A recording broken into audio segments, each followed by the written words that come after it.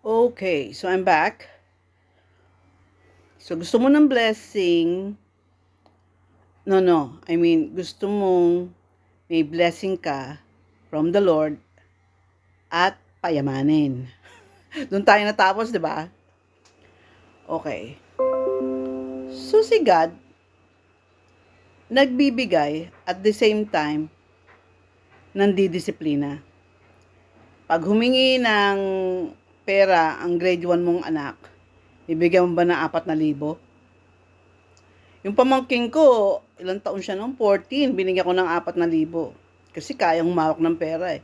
Hindi nabubulag sa amount yun. Ang alam niya is, magkano lang kailangan ko ngayon, yun lang kukunin kong pera doon. Kasi yung perang yon pinahawak lang ni Tita Joy. Very clear sa kanya yon na hindi mo yan pera, pero pwede mong gastusin yan kung may emergency.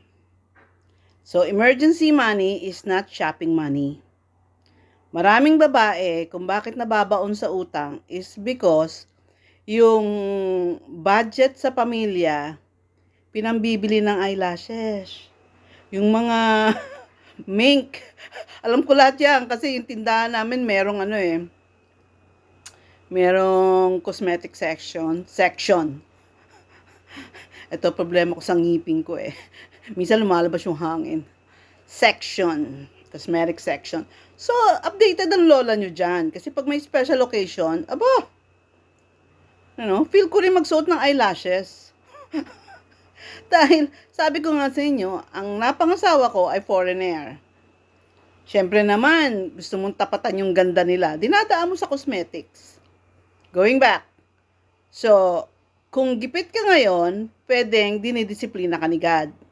Pero hindi ibig sabihin nun forever yon. So, dapat, binabasa mo yung Bible dahil sinasabi doon na ang disiplina ay temporary lang at may pagdisiplinado ka na, makukuha mo na yung mga gifts niya. Ang problema kasing malaki is, wala ka sa loob.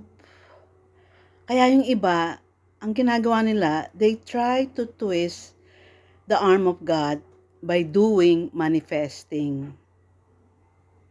Yung word na manifesting, pag pinag-isipan mong maigi, ano ibig sabihin nun? Whether you like it or not, I want this. I want this to appear. Soonest. Diba? In this lifetime. Hindi pwedeng matanda na ako tsaka lang darating ang mansion. I want the mansion soonest.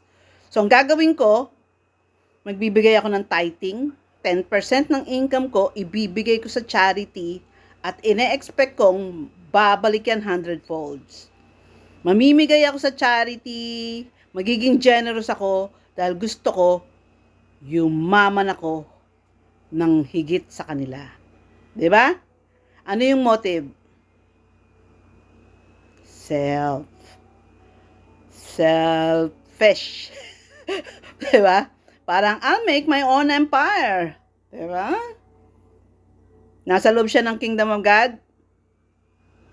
Wala po. Lahat na nagmamanifesting by force, wala sa loob. Ano nangyayari? Darating yung pera nila, pero magkakaroon sila ng sakit. So, lahat ng pera nila pupunta sa pagpapagamot. Bankrupt. Yan ba? Maganda. Diba? Yung tipong yumaman ng 4 na taon. Pagkatapos, 8 taong may cancer. At natsugi dahan-dahan. Hanggang sa ikinabankrupt. Pati ataol, for rent ang kinuha. Nga pala, meron ng for rent ngayon. Diba? Yung ang halaga ay 500,000. Gagamitin mo lang ng 1 week, babayaran mo ng 50,000. Pati sa kamatayan, gustong bongga no? Ewan ko, ang dami sa Pilipino niyan. Yung salitang bongga sa atin yan Bongga! Demonic! Diba? Ano ba ang ugali ni Lucifer na naging Satan?